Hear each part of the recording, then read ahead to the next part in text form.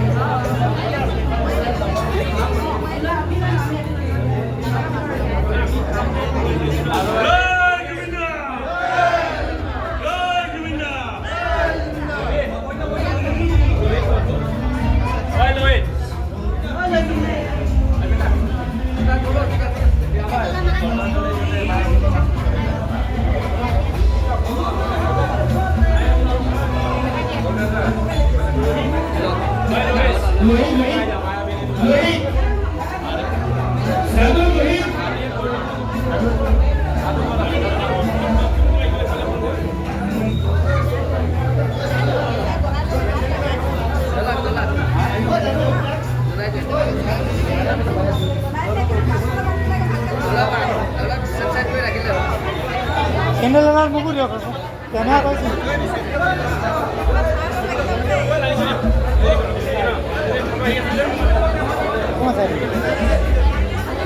এইটো লাইভ চলি আছে।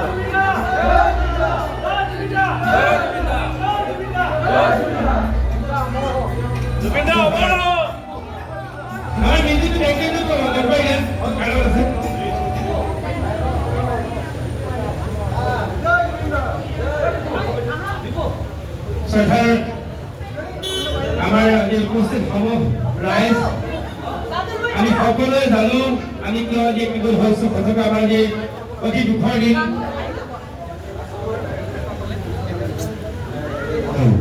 যোৱা 19 তাৰিখে আমাৰ মাজৰ পৰা আমাৰ সকলোৰে মনোবল সকলোৰে প্ৰিয় আমাৰ যুৱ প্ৰজন্মৰ সাৰ্থক অসমীয়াৰ আৱেগ জুবিন দা আমাৰ মাজৰ পৰা বিদায় ল'লে। আমি সঁচাকৈয়ে গোটেই অসমবাসী নহয়, গোটেই বিশ্ববাসী মানুহসকল আজি সকলোৱে আমি টিভি দেখিবলৈ পাইছোঁ। সকলোৱে হয়তো গুৱাহাটী যাব পৰা আমি যিখিনি মানুহ আছোঁ, আজি অসমৰ চুকে কোণে বন্দী প্ৰদান হোৱাৰ বাদেও আজি জলসমুদ্ৰত পৰিণত হৈছে। তেওঁ সমুদ্ৰৰ তলি যি খুমুলি কৰিছিলে, আজি সমুদ্ৰৰ তলি তেওঁ সঁচাকৈ ঘূৰি আমি পুনৰ জলসমুদ্ৰৰ তলি তেওঁ ঘূৰি আহিছে। গতিকে এনেকুৱা এজন শিল্পী যাক মানুহে ইমান ভাল পায়, যাৰ কাৰণে মানুহে জীৱন দিবলৈ আগবাঢ়ি গৈছে, গতিকে তেনেজন শিল্পী সঁচাকৈ আমাৰ মাজৰ পৰা হেৰাই যোৱা, অকালতে হেৰাই যোৱা আমাৰ কাৰণে অতি দুৰ্ভাগ্যৰ বিষয়। আমি ভাবিব পৰা নাছিলোঁ যে জুবিন দা আমাৰ মাজত হয়, সকলো যাব এদিন, কিন্তু জুবিন দা ইমান সহজ আমাক এৰি আমাৰ মাজৰ পৰা গুচি যাব বুলি, তেওঁ সৃষ্টিৰাজি জমাইকা ইমান সোনকালে কৰিব বুলি আমি ভবা নাছিলোঁ।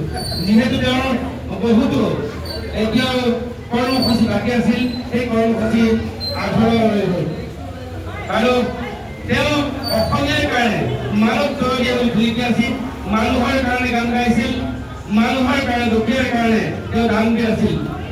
তেওঁ অকল গানেৰে মানুহক আপ্লুত কৰা নাছিল, তেওঁ মানুহৰ মনৰ হৃদয়ত স্থান লৈছিল। মানুহৰ প্ৰতিজন অসমীয়াৰ তেজত তেওঁ আছে। গতিকে সেইজন শিল্পীক আমি যিমান এগৰাকী বন্ধু আমি তেওঁক শ্ৰদ্ধা জনালোঁ। আমি হয়তো মাত্ৰ এই দিনটোমান আমি সেৱা কৰা হ'ব সেই মানুহজনক। গতিকে আমি আমাৰ সমূহ ৰাইজ, আমি ডাঙৰ ৰাইজ, আমি আজি একত্ৰবদ্ধ হৈ আমাৰ এই কৃষ্টি কেন্দ্ৰৰ বেনাৰত আজি আমি তেখেতক এগছি বন্তি জ্বলাই আমি শ্ৰদ্ধাঞ্জলি জনাবলৈ আগবাঢ়িছোঁ। গতিকে সমূহ ৰাইজ আমি আজি আমাৰ এই সহযোগিতাৰ কাৰণে সকলোকে ধন্যবাদ জনাইছোঁ।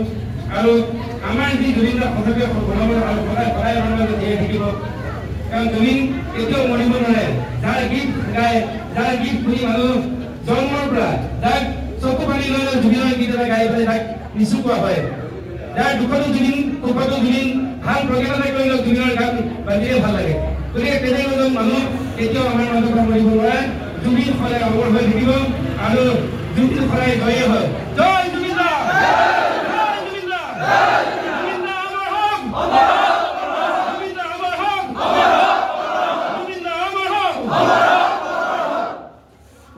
চৰকাৰ আমাৰ কৃষি কেন্দ্ৰৰ বৰ্তমানৰ আমাৰ সভাপতি মহোদয় প্ৰমুখ আমাৰ মাজত আছে। কৃষি কেন্দ্ৰৰ মুখ্য উপদেষ্টা মহোদয় আজি তেওঁ আমাৰ মাজত উপস্থিত হৈছে। যদি আমি তেওঁৰ লগে আমি আমাৰ শ্ৰদ্ধাঞ্জলি জনাবলৈ আগবাঢ়িছোঁ, বন্তি প্ৰদান কৰি গতিকে তেখেতৰ দুয়োগৰাকীকে এগৰাকী বন্তি জ্বলাই আজি শ্ৰদ্ধাঞ্জলি অনুষ্ঠান শুভাৰম্ভ কৰিবলৈ অনুৰোধ জনাইছোঁ।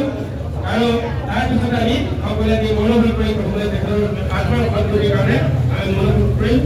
প্ৰথমতে আমি আমাৰ বন্তি প্ৰদান কৰিবলৈ আমাৰ মাননীয় পুলিচ আৰু আমাৰ সভাপতি মানৱ শ্ৰী বিপুল কলিতাক অনুৰোধ জনাইছোঁ।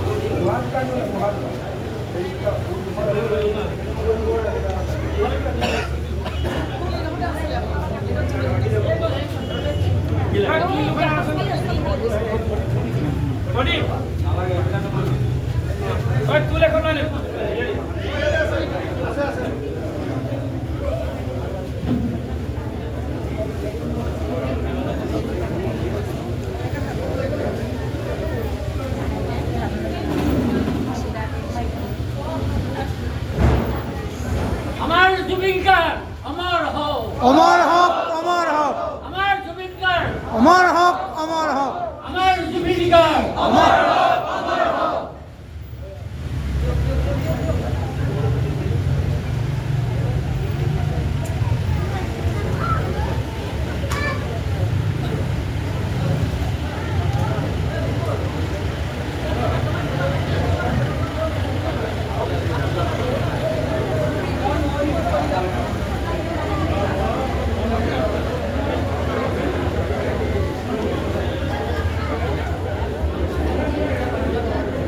আছে জমিতে ৰে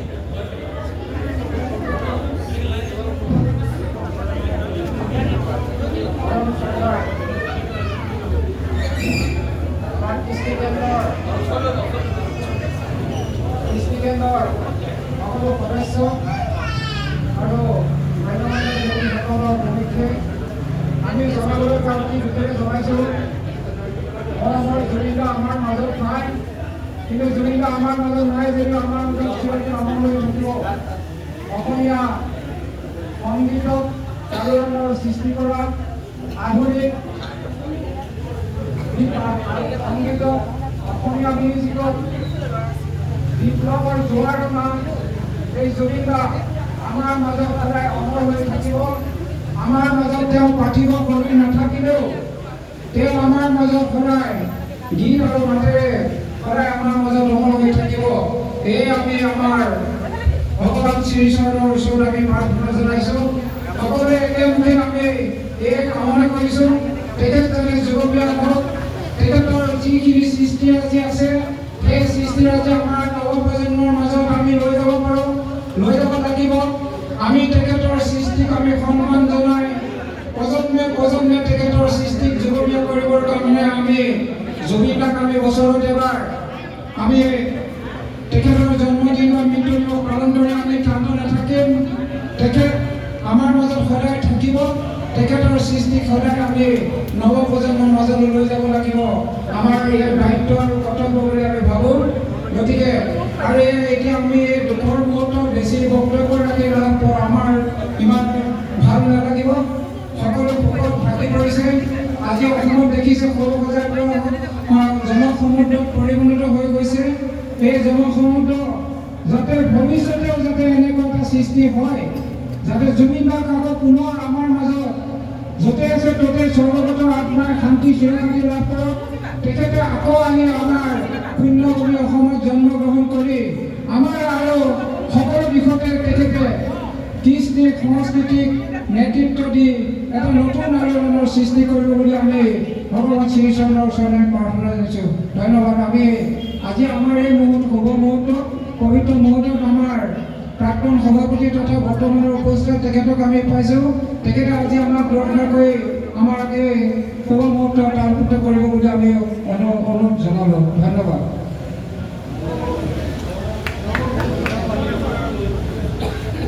মাননীয় উপস্থিত আমাৰ কৃষ্টি কেন্দ্ৰ তথা নাহৰলগুন নিউজিলেণ্ড ইটানগৰকে ধৰি সকলো উপস্থিত ৰাইজলৈ মোৰ প্ৰণাম যাচিছোঁ, মৰম চেনেহ যাচিছোঁ।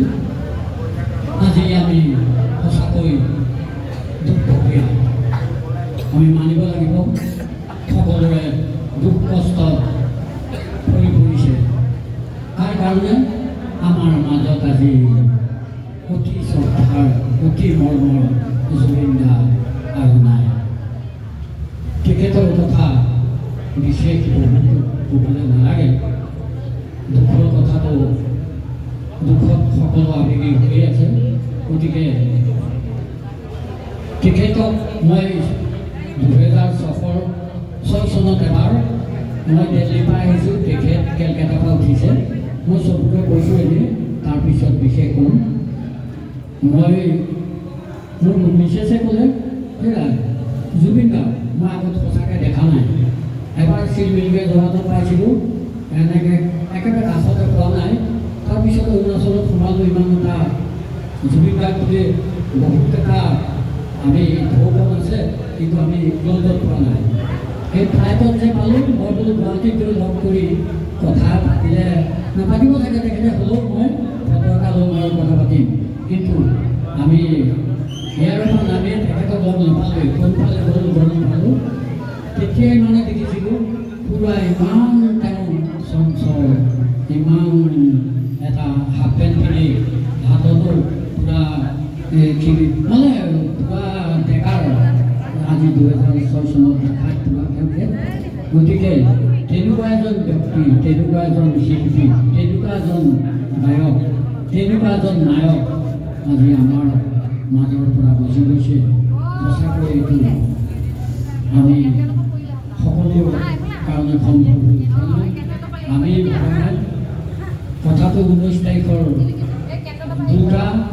2:37 চনত এটাই ফোন কৰিছে দাদা কথা এটা গম পাইছে নেকি মোৰ কি কথা কৈছে জুবিন দা আমাৰ মাজত নাই তেখেত ছিংগাপুৰত কৈছে কি নাই আমাৰ মাজত কৈছে হয় তেখেত আমাৰ মাজৰ পৰা আৰু নাই বুলি ধৰক তেতিয়া মই ইফালে সিফালে কমিটিৰ পৰা চবৰে ফোন কৰিছোঁ সকলোৰে একে মুখত কৈছে হয় নিউজটো আপুনি খোলক টিভি খোলক টিভিটো খুলি চাইছোঁ সঁচাকৈ আমি দুখীয়া সঁচাকৈ আমি অসমবাসী তথা নৰ্থ ইষ্ট তথা সত্ৰ ভাৰতে বুলি কৈছোঁ যি শিল্পী যি এইজন শিল্পী আছিলে খলপানী লগাই আছিলে যি গানেই নহওক কোনো গানতে তেখেতৰ এনেকুৱাকৈ ক'ব নোৱাৰে অৰ্থ প্ৰতিভা নাই কোনো গানত ক'ব নোৱাৰে ডেকা মানুহৰ পৰা ধৰি বুঢ়া মানুহৰ পৰা ধৰি উৎসাহ নাই শুনিবলৈ